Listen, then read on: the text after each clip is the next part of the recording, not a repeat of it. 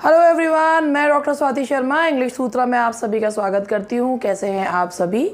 और आज जो है आपको मेरा लुक थोड़ा चेंज लग रहा होगा क्योंकि मैंने पहली बार जो है मतलब कि अपने इंस्टीट्यूट के ब्रांड नेम की टी शर्ट जो है वो पहनी है और इसीलिए इसी में ही मुझे अच्छा लगा कि आज इसी में ही वीडियो जो है मैं आप लोगों के लिए बनाऊँ। और आज का जो आप लोगों का वीडियो है, जीआईसी के एडमिट कार्ड्स आ गए हैं और आप लोगों ने अपना सेंटर वगैरह भी देख लिया होगा। इसके अलावा जो है आप लोगों की तैयारी अब ठीक चली रही होगी और मैं आप लोगों की जो मेरी तरफ से मेरे एंड से जो कुछ भी थोड़ा बहुत नन्ना मुन्ना सा प्रयास कर रही हूँ वो कर ही रही हूँ। तो मेरी आज की जो सीरीज़ है वो क्वेश्चन सीरीज़ है, उसमें थ्योरी नहीं है, क्वेश्चन सीरीज़ है, ग्रामर और लिटरेचर मिक्स करके करी है। तो चलिए स्टार्ट करते हैं। आज की सीरीज़ है, देखिए इसमें ग्रामर के क्वेश्चंस भी मैंने इसमें लिए हैं। तो सबसे पहला जो क्वेश्चन है इसमें, आई एम मच ग्लैड, एक मिनट का टाइम दीजिएगा। I am much glad that you have won the prize. तो ये जो क्वेश्चन है इसमें एरर किस पार्ट में है, ज़रा ध्यान से समझिएगा। मच जो होता है वो कंपैरेटिव डिग्री के पहले यूज़ होता है और वेरी जो होता है वो पॉजिटिव डिग्री के पहले यूज़ होता है। अब ये मच और वेरी है क्या? मच और वेरी एडवर्ब्स हैं जो इंटेंसिटी जो है वो बताते हैं किसकी? एडजेक्टिव्स की। एडजेक्टिव को जो मॉडिफाई करता है वो एडवर्ब करता है। तो अगर यहाँ पे इसमें भी एक चीज़ ये देखिएगा कि वर्ब की जो एज आर एम फॉर्म्स होती हैं उनके बाद या तो नाउन आता है या एडजेक्टिव आता है। नाउन ये बताता है कि वो चीज़ वो व्यक्ति कौन है, क्या है, और जो एडजेक्टिव है वो उसकी स्थिति बताता है। तो यहाँ पर आई एम मच ग्लैड, मैं बहुत खुश हूँ, मैं मेरी स्टेट बता रहा है आई एम मच ग्लैड। लेकिन ग्लैड जो है वो एडजेक्टिव की कौन सी डिग्री है? एडजेक्टिव की पॉजिटिव डिग्री है। अब जो पॉजिटिव डिग्री है तो उसके आगे हम यूज़ करते हैं एडवर्ब जो लगता है वो लगता है वेरी। तो यहाँ पर अगर यहाँ पर कंपैरेटिव डिग्री होती तो यहाँ हम मच का यूज़ करते। तो यहाँ आएगा I am very glad. Question number 1 का ये एक्सप्लेनेशन समेत बताया। Question number 2, my observation is that between Vivek and Shashi, Vivek is the most intelligent.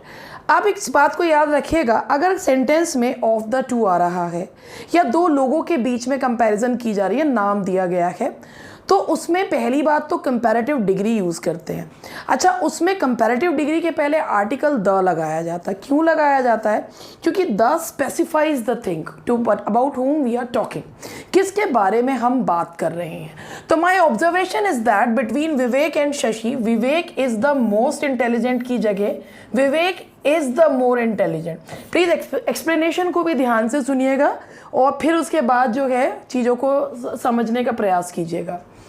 Question number 3, people invent new machines when they think independent. सबसे पहली बात, अगर हम इंडिपेंडेंट का पार्ट ऑफ स्पीच जाने तो इंडिपेंडेंट जो है वो एडजेक्टिव है। वर्ब के बाद एडजेक्टिव की जगह वर्ब को मॉडिफाई कौन करता है? एडवर्ब करता है। व्हेन दे थिंक हाउ, कैसे? इंडिपेंडेंटली। और हाउ जो जवाब देता है वो एडजेक्टिव नहीं देता, वो कौन देता है? एडवर्ब। तो यहाँ आएगा इंडिपेंडेंटली। तो कौन से पार्ट में एरर है? एरर है सी पार्ट में। A man entered the tavern and asked for some bread and cheese. अब ये क्वेश्चन देखिए, a man entered the tavern, कि एक आदमी टेवर्न में एंटर हुआ, and asked for some bread and cheese with a decided foreign accent. अब आप खुद देखिए, accent is a noun, noun के जो जस्ट पहले आता है दैट्स एन एडजेक्टिव, और एडजेक्टिव के जस्ट पहले जो आता है that is an adverb. And adverb कैसे बनेगा? डिसाइडेडली। अगर सिर्फ डिसाइडेड लिखते हैं तो दैट्स एन एडजेक्टिव। तो decidedly foreign accent. Sohanlal is richest of the two, वही चीज मैंने आपको बताई थी। ऑफ द टू आ रहा है तो वहां पर आपको क्या यूज करना होगा? रिचेस्ट नहीं, the richer of the two. अगर ऑफ द टू आ रहा है तो कंपैरेटिव डिग्री स्पेसिफाई करते हैं, इसीलिए द लगाते हैं। Of the two he was trying the harder, of the two he was trying the harder नहीं, of the two he was trying the harder to attain, यहां पर फिर वही वाली बात, द हार्डर का यूज करेंगे. Now the next question is he can play as good as he can write with his left hand. अब आप यहां देखिए he can play, play एक वर्ब है, वर्ब को जो मॉडिफाई करता है, वर्ब के बारे में बताता है, he can play how, वो होता है एडवर्ब. एडवर्ब गुड नहीं है, एडवर्ब है वेल, इसीलिए यहां पर लगेगा well. he can play as well as he can write with his left hand. I tried on both the dresses. मैंने दोनों ड्रेसेस को ट्राई करा, मैं ध्यान दीजिएगा बोथ वर्ड पे. And finally decided to buy the expensive one. जब both आ गया तो कंपैरिजन है, चाहे कंपैरिजन का वर्ड दिया हो या ना दिया हो. तो I tried on both the dresses and finally decided to buy the more expensive one. तो अब आप यहां देखिएगा कि यहां पर मोर एक्सपेंसिव इसलिए आया क्योंकि बात यहां पे किसकी की गई थी, बोथ की बात की गई थी. Now the next one is the angry man walked hurriedly, walked आ रहा है तो देखिए hurriedly, into the crowded room. देखिए angry man walked, walked is a verb, the verb has been modified with an adverb, that is hurriedly, into the crowded room and shouted. अब shouted is again a verb and that will also be modified with the help of an adverb. तो यहाँ पर हम क्या लगाएंगे, loudly at the guest. तो यहाँ पे verb को modify कौन करता है, adverb करता है. I'll give you a reward if you do your work satisfactorily. If you do verb है, वर्ब को मॉडिफाई कौन करेगा, एडवर्ब. तो सेटिस्फैक्टरली तो यहाँ पर भी ये गलती है. आई होप आपको ये पॉइंट्स अगर समझ में आए तो आप लोग के लिए एरर फाइंड आउट करना बहुत हेल्पफुल रहेगा, जो मैं छोटी छोटी चीज़ें बताती हूँ. Now the next question is he was ashamed dash of his rude behaviour. Ashamed के साथ जो प्रेपोजिशन लगता है that is of. He was ashamed of his rude behaviour. India has got freedom from slavery. किसी चीज से अलग होने के लिए क्या लगाया जाता है, प्रेपोजिशन यूज किया जाता है from. In which poem does Dryden celebrate the return of Charles II to the British throne? Dryden, who was the first poet laureate, he was appointed poet laureate in 1668 and ऐसा नहीं है कि उनको जो poem इन्होंने लिखी थी उसी के बाद उनको पोएट लॉरिएट बना दिया गया था. ड्राइडन ने चार्ल्स सेकंड की मोनार्की को सेलिब्रेट करने के लिए जो पोएम लिखी है उस पोएम का नाम है एस्ट्रिया रिडक्स. और एनस मिराबिलिस जो पोएम लिखी थी, जो उन्होंने एक द ईयर ऑफ वंडर जो लिखी थी कि भाई जो पोएम प्लेग को, लंदन फायर को के बारे में बताती है, उसके लिए उनको मिला था पोएट लॉरिएटशिप जो है उन्हें मिली थी. तो ये है Astria Redux. Now the next question is, who is talking about whom in the statement he found English brick and left it marble? Doctor Johnson वैसे तो बहुत कम लोगों की तारीफ किया करते थे, लेकिन इसमें उन्होंने कहा है कि ड्राइडन फाउंड इंग्लिश ब्रिक की तरह थी, और मार्बल किसने बनाया है, ड्राइडन ने. तो it was said by doctor Johnson about Dryden. And now the next question is, the phrase light militia in the Rape of the Lock is used for. Rape of the Lock जो कि Alexander pope का एक satire है, एक mock heroic epic है जो पहले 2 कैंटोज़ में फिर 5 कैंटोज़ में आया था. और इन्होंने ये पोएम अपने फ्रेंड के कहने पर, एराबेला फर्मर जो रियल नेम है जिसमें जिनके ऊपर ये लिखी गई है, तो उनमें जो उन्होंने बिल्कुल मॉक हीरोइक एपिक की तरह उसमें जो कॉस्मेटिक्स हैं उनको दिखाया है आर्मर्स की तरह, और जो सेना की जगह दिखाए निम्स, फिर सेना की जगह निम्स, सिल्स, फेरीज वगैरह दिखाए. तो ये रेप ऑफ द लैक में लाइट मिलिटिया यानी कि हवा में उड़ने के लिए किसको दिखाया है, सिल्स. सिल्स जो दिखाई है वो वुमेन जो काकेटिश बिहेवियर करती हैं रियल लाइफ में, मतलब उसमें ये दिखाया है कि दे टर्न इनटू सिल्फ्स। बड़ी मजाक बनाई है पोप ने औरतों की। The source of PB Shelley's Prometheus Unbound is a play by, Prometheus Unbound जो कि शैले का प्ले है, और उन्होंने इसके लिए प्रेरणा कहाँ से ली है? एक्चुअली शैले का जो प्रोमेथ्यूज अनबाउंड है उसका जो एंड है वो ऑल टुगेदर डिफरेंट है एस्किलस के प्ले प्रोमेथ्यूज अनबाउंड से। इवन उनकी वाइफ मैरी शैले ने भी जो है वो लिखा है एक प्ले फ्रैंकेनस्टीन और द मॉडर्न प्रोमेथ्यूज। तो ये जो सोर्स ऑफ पीबी शैले का प्रोमेथ्यूज अनबाउंड है वो कौन सा है? एस्किलस। एस्किलस का प्ले है प्रोमेथ्यूज unbound. Now the next question is, which poet of the Victorian age tried to bring about a compromise between science and religion, faith and doubt? Tennyson. Alfred Lord Tennyson को यह माना जाता है कि he showed Victorian compromise in his poem. उन्होंने Victorian compromise जो कि 3 fields में था, कंजुगल रिलेशन में, रिलीजन में और गवर्नमेंट में, उसको उन्होंने अपनी पोएम्स में दिखाया है। उन्होंने साइंस एंड सभी चीज़ के बीच में कॉम्प्रोमाइज़ जो दिखाया है वो किसने दिखाया है? लॉर्ड एल्फ्रेड और एल्फ्रेड लॉर्ड टेनिसन ने। तो विच विक्टोरियन एज के किसने दिखाया है? That was shown by Alfred Lord Tennyson. And now the next question is, what is Hardy's attitude towards life? Thomas Hardy का जीवन के प्रति जो नज़रिया था वो बहुत ही पेसिमिस्टिक था। उनका ये मानना था भगवान की जो दैट विल इज़ इमानेंट, जो होना है वो तो होकर ही रहेगा। Chance and fate play prominent role in the lives of men. And उनका ये मानना था कि human beings are just puppet in the hands of God.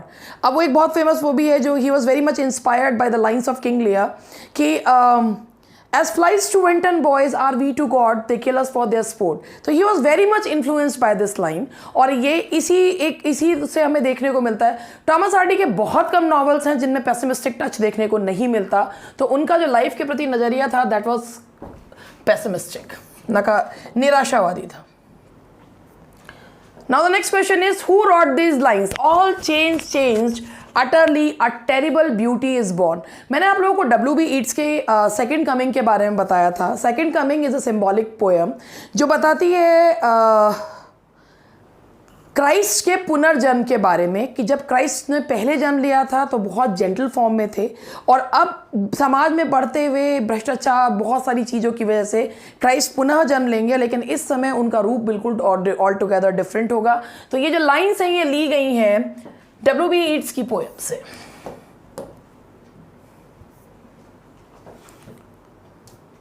The line London bridge is falling down, ये एक नर्सरी राइम भी है, और ये किस में देखने को मिलती है? तो ये देखने को मिलती है द वेस्टलैंड में।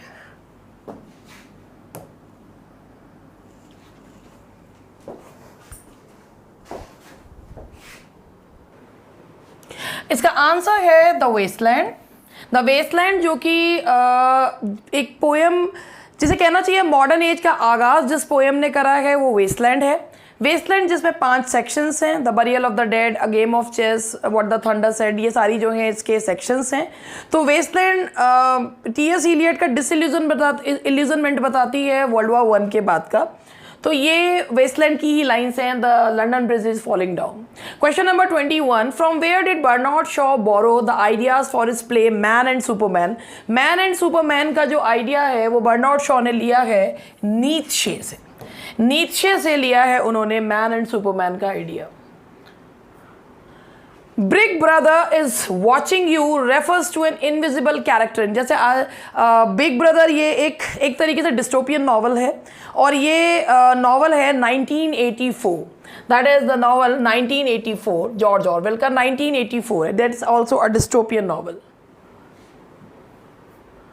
In which of the following novels हरी कथा is used as a medium of consciousness rising?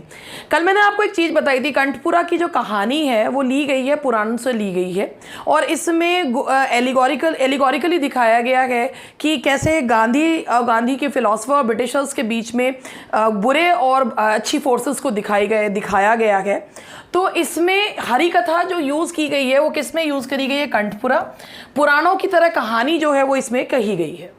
राजा राव की नॉवल है, दैट्स कंठपुरा। निसिम एस्किल वॉज अवॉर्डेड द साहित्य अकेडमी अवार्ड ऑन। निसिम एस्किल को, जिन्हें कहा जाता है the father of Indian English poetry, उन्हें साहित्य अकेडमी अवार्ड मिला था अपने कलेक्शन लेटर डे सैम्स के लिए। लेटर डे सैम्स के लिए उन्हें ये अवार्ड मिला था, साहित्य academy award. Which of the following play is not written by Harold Pinter? Harold Pinter, जिनका birthday party comedy of menace माना जाता है, कि उनमें से कौन सा प्ले उनके द्वारा लिखा हुआ नहीं है? उनके द्वारा नहीं लिखा हुआ है। वैसे तो which of the following play is not by, ये होना ये चाहिए था कि ये है the cocktail party, that is written by T.S. Eliot। Which of Rabindranath Tagore poem was originally written in English? गुरुदेव की कौन सी पोएम इंग्लिश में लिखी हुई है, जो मतलब बंगाली में नहीं लिखी थी कि बाद में ट्रांसलेट करी गई इंग्लिश में? लिखी ही कौन सी पोएम इंग्लिश में गई थी? That was the child. ये मैंने आपको बताया भी था पहले भी, एक तरीके क्विक रिवीजन है। द चाइल्ड जो है वो गुरुदेव की पोएम इंग्लिश में ही लिखी हुई है। And now the next question is, for which collection of poem was Tagore awarded the Nobel prize? Rabindranath Tagore ji को जो नोबेल प्राइज मिला था, he got Nobel prize for his collection of poems, that is Gitanjali. Gitanjali 100 and odd numbers of poems, कि ये गीतांजलि के लिए उनको Nobel prize मिला था। He was also awarded knighthood which he return because of that Jallianwala massacre. तो ये जो है गीतांजलि के लिए उनको नोबेल प्राइज मिला था। ये वो पहले वो व्यक्ति थे इंडियन जिनको नोबेल प्राइज मिला था।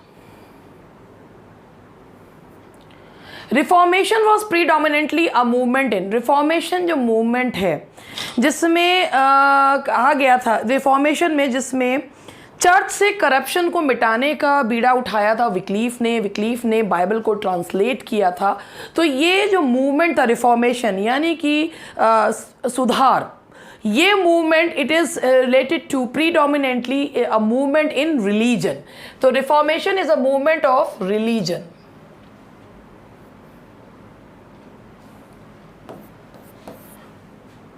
And now the next question is, who among the following equated classicism with the health and romanticism with disease? किसने classicism को classicism with health and romanticism with disease, तो ये किसने जो है ये माना है? तो that is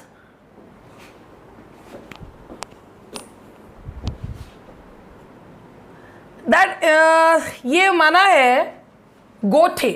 The German poet Goethe ने माना है classicism with the health and romanticism with disease.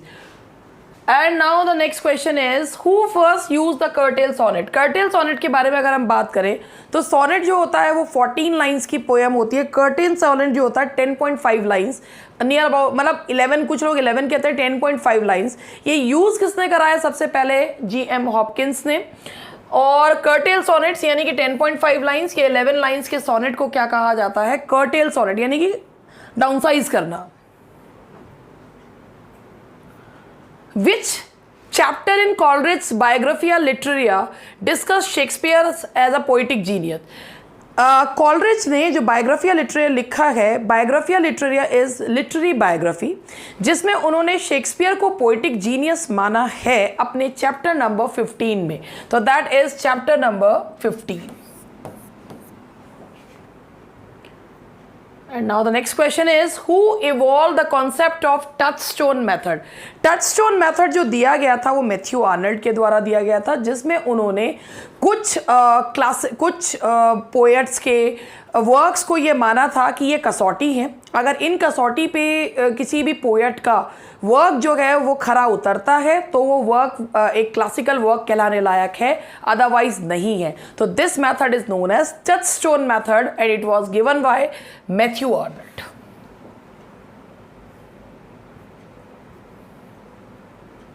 It was given by Matthew Arnold.